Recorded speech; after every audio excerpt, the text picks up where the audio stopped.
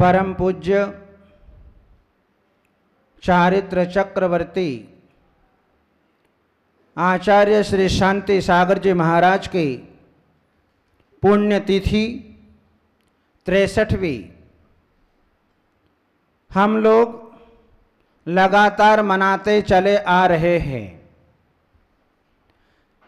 कल का वह परम पावन दिवन मुख्य दिन है।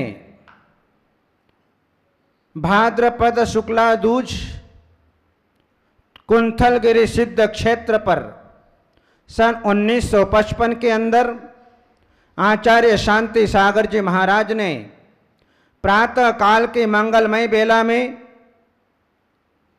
जिन्होंने इस नश्वर शरीर का त्याग करके स्वर्ग की अद्वितीय विभूति बन गए थे। महापुरुषों का जन्म जन्म जन्मांतरों के पुण्य के उदय से हुआ करता है। महापुरुष अपने जीवन में एक अलग प्रकार के विलक्षण प्रतिभा के धनी होते हैं, निर्भीक हुआ करते हैं। वे अपने जीवन में सदाचार पूर्वक सम्यक चारित्र पूर्वक अपने जीवन को जिया करते हैं। महापुरुष कौन हो सकता है? प्रारंभे सर्व कार्याणि विचार्याणि पुनः पुनः प्रारब्धस्य गमनम महापुरुष लक्षणम। प्रारंभ में सभी कार्यों का बार बार विचार किया जाता है, लेकिन प्रारब्धस्य गमनम महापुरुष लक्षणम, हमने जो कार्य प्रारंभ किया है उस कार्य को अंत तक ले जाना वह महापुरुष का कार्य है। और वो कार्य आचार्य शांति सागर जी महाराज ने अपने जीवन के अंदर किया। कैसा उनका जीवन रहा, कैसी उनकी बाल्यावस्था रही, कैसी उनकी युवा अवस्था रही और किस प्रकार से वृद्ध अवस्था रही और किस प्रकार से अपने जीवन में संयम की साधना की, ये सारा इतिहास हमें अपने जीवन में पंडित प्रवर सुमेरु चंद दिवाकर सिवनी वालों ने आचार्य शांति सागर महाराज का जीवन चरित्र चारित्र चक्रवर्ती नाम की पुस्तक में लिपिबद्ध किया। आज हमें गौरव होता है कि शांति सागर महाराज का व्यक्तित्व और कृतित्व कैसा था। उन्होंने अपने जीवन में कैसी कैसी संकट की घड़ियों में अपनी आत्मा को सुरक्षित रखा, अपने व्रतों को सुरक्षित रखा, अपने धर्म को सुरक्षित रखा, अपनी समाज को सुरक्षित रखा, अपने मंदिर को सुरक्षित रखा, अपने तीर्थों को, अपने शास्त्रों को हर तरह से उन्होंने अपने जीवन में सुरक्षित रखा। महापुरुष कभी भी अपने जीवन में अनर्गल क्रियाएं नहीं करते हैं। वे हमेशा समाज का सन्मार्ग दिया करते हैं। जहां उनके समय में उबड़ खाबड़ जमीन थी, मिथ्यात्व का बोलबाला था, चारों ओर अज्ञान अंधकार फैला हुआ था, लेकिन उन्होंने उस परिस्थिति में किस प्रकार से उस उबड़ खाबड़ धरती को उन्होंने अपने जीवन के अंदर हाईवे रोड का निर्माण कर दिया और उन्होंने संकट झेल करके आगे आने वाले साधु संतों के लिए, समाज के लिए नाना प्रकार का जो है उन्होंने मार्ग प्रदर्शित किया। आज वर्तमान में जितने भी साधु संत हैं, ये सब उन्हीं आचार्य महाभगवंत की देन है कि आज हमें आसाम की धरती पर साधु संतों का दर्शन करने का सौभाग्य, आहार देने का सौभाग्य, वैयावृत्य करने का सौभाग्य, पूजा पाठ करने का सौभाग्य, स्वाध्याय करने के संस्कार आज हमें अपने जीवन में मिल रहे हैं और स्वयं उन्हीं की परंपरा में व्रत धारण करने का भी अवसर हमें अपने जीवन के अंदर मिल रहा है। महानुभाव, परम पूज्य चारित्र चक्रवर्ती आचार्य श्री शांति सागर जी महाराज, जिन्होंने अनेक प्रकार के मारणांतिक उपसर्गों को सहन किया, जीवन में संघर्ष झेला, किस किस प्रकार से उस समय की चर्या थी और किस प्रकार से उन्होंने निर्दोष चर्या का परिपालन किया। उस निर्दोष चर्या के लिए भी जिन्हें अपने जीवन में 5-5, 7-7 दिन तक आहार नहीं मिला करता था, ऐसी निर्दोष चर्या का पालन करके अपने जीवन में जिन शासन की अभूतपूर्व धर्म प्रभावना की है। महानुभाव, जहां आचार्य शांति सागर जी महाराज का हम जीवन दर्शन करते देखते हैं, जिन्होंने कर्नाटक प्रांत येलगुल में जिन्होंने मामा के यहां पर जन्म लिया, जहां पर चंदन का वृक्ष था, आज भी वहां पर चंदन का वृक्ष है। जब कोई महापुरुष किसी धरती पर जन्म लेते हैं तो कुछ न कुछ मंगल वस्तु अवश्य उस घर में हुआ करती है।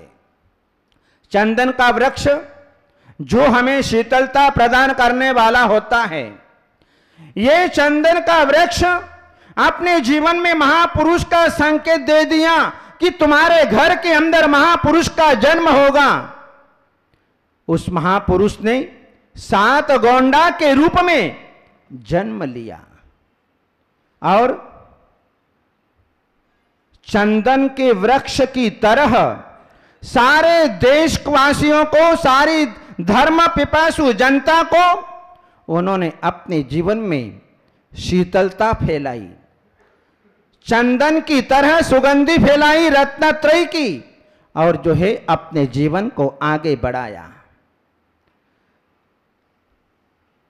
भोजग्राम उनका पैतृक गांव है। माता सत्यवती ने अपने जीवन के अंदर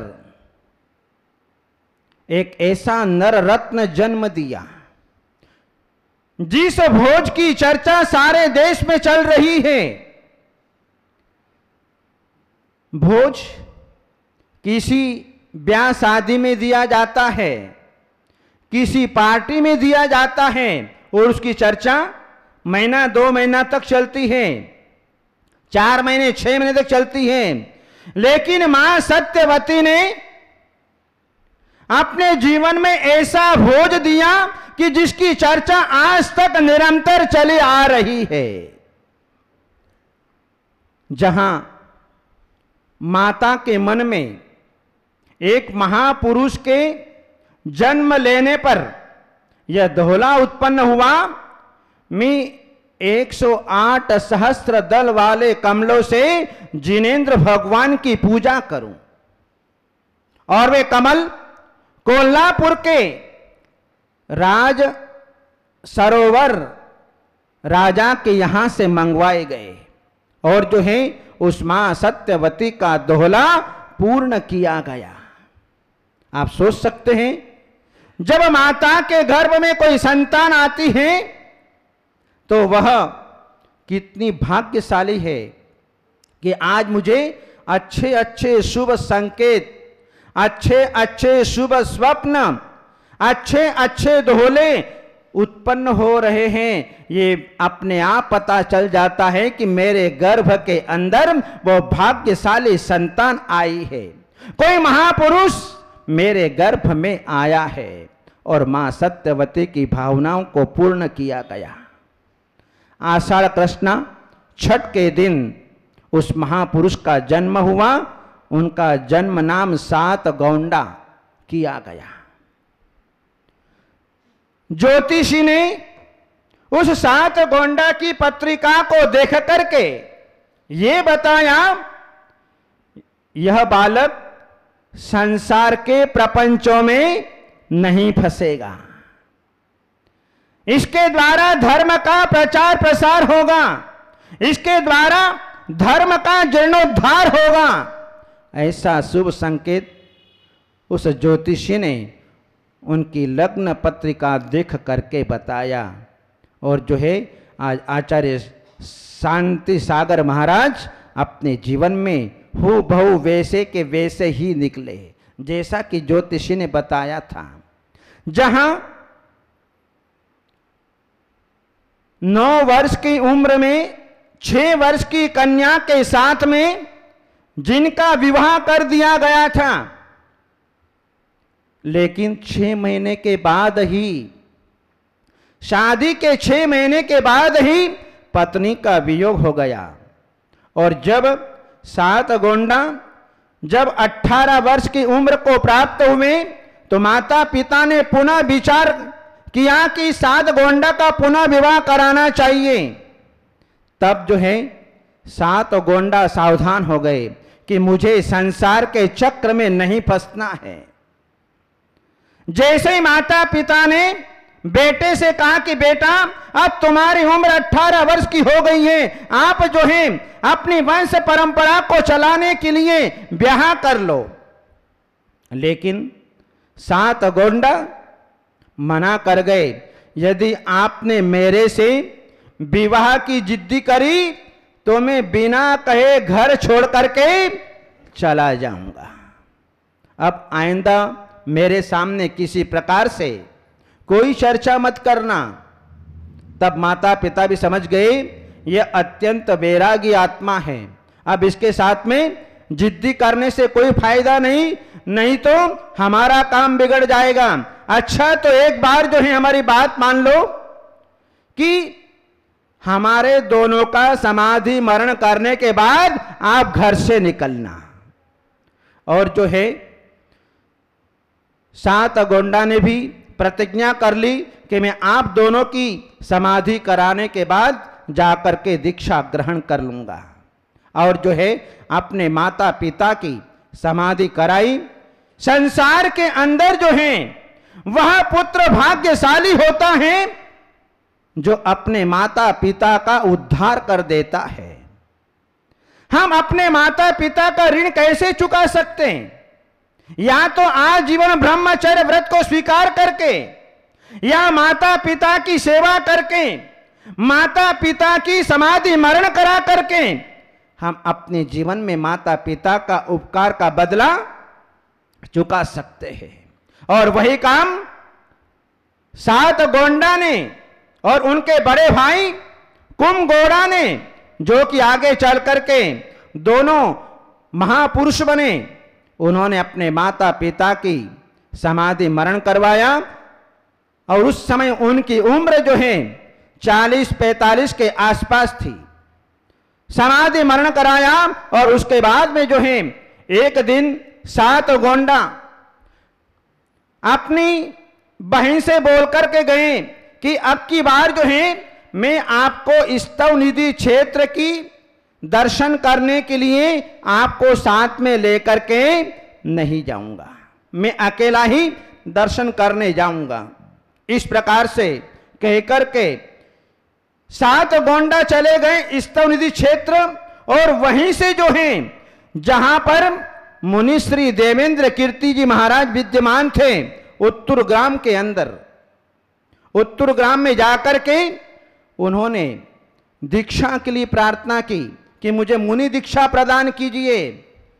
तो देवेंद्र कीर्ति मुनिराज ने कहा कि वत्स ये समय मुनि दीक्षा का नहीं है, चारों तरफ मिथ्यात्व का बोलबाला दिखाई दे रहा है, नाना प्रकार के संकट, नाना प्रकार के संघर्ष अपने जीवन में झेलने पड़ते हैं। अभी पहले आप क्षुल्लक दीक्षा को ग्रहण कीजिए। और जो है 7 गोंडा ने गुरु के आदेश को स्वीकार किया और उन्होंने क्षुल्लक दीक्षा के व्रतों को ग्रहण कर लिया। क्षुल्लक दीक्षा ग्रहण करने के उपरांत उस समय की चर्या सदोष चर्या थी, लेकिन 7 गोंडा जो कि क्षुल्लक शांति सागर बन गए, उन्होंने देखा ये तो चर्या नहीं होनी है, चाहे मेरे प्राण चले जाएं, लेकिन मैं सदोषचर्या नहीं कर सकता। क्योंकि उस समय जो है उपाध्याय हुआ करते थे। वे उपाध्याय एक घर पर साधुओं के लिए निश्चित कर आते थे कि आपको इसी घर में आहार करने के लिए जाना है और कमंडल में ₹1.25 डलवाना है। ऐसी चर्या थी। और उस समय जो है वस्त्र धारण करने की, मंदिर से निकलते थे तो वस्त्र धारण करके और चौके में जाकर के खोल देते थे और नग्न होकर के आहार करते थे। वापिस पुनः आहार विधि संपन्न हो जाती, कमंडल में ₹1.25 डलवा लेते और पुनश्च मंदिर में आ जाते थे और लंगोट को खोल दिया करते थे। शांति सागर महाराज ने देखा ये तो दिगंबर साधु की चर्या नहीं है, ये तो आगम की चर्या नहीं है। उन्होंने अपने मन में ठान लिया कि जब तक मुझे निर्दोष चर्या नहीं मिलेगी तब तक मैं आहार नहीं करूंगा। ऐसे करते करते 5 दिन 7 दिन का समय निकल जाता था, तब भी जो है उन्हें आहार चर्या नहीं मिलती थी। एक दिन जो है गांव के मुखिया ने कहा पुजारी से, उपाध्याय से, अरे तू महाराज की विधि बता। महाराज की विधि नहीं बताएगा तो क्या महाराज को मारेगा क्या? तब जाकर के जो है वो उपाध्याय जो है विधि बताता था और जो है विधि बताने के बाद में जो है क्षुल्लक शांति सागर महाराज की आहार विधि संपन्न हुआ करती थी। तो ऐसे निर्दोष चर्या का जिन्होंने परिपालन किया, उस निर्दोष चर्या की चर्चा सारे महाराष्ट्र में होने लगी, कर्नाटक में होने लगी। और जो है उन्होंने अपने जीवन के अंदर 5 वर्ष के अंदर अपनी आत्मा को इतना तैयार कर लिया, इतना तैयार कर लिया, चाहे कितने भी संघर्ष आ जाए उस संघर्ष में मेरा जीवन होगा, लेकिन मैं निर्दोष चर्या का परिपालन करूंगा। श्रावकों के साथ में सम्य शिखर की यात्रा पर चले गए और सम्य शिखर की यात्रा करके गिरनार की यात्रा करने के लिए पहुंचे। उनके मन में भाव आया कि नेमिनाथ भगवान बाल ब्रह्मचारी तीर्थंकर जहां यहां पर उनकी वंदना करने के लिए मैं आया हुआ हूं, यहां की स्मृति में क्या लेकर के जाऊं, ऐसा विचार करके अपना वस्त्र ऊपर का दुपट्टे का परित्याग किया और क्षुल्लक से एल्लक बन गए।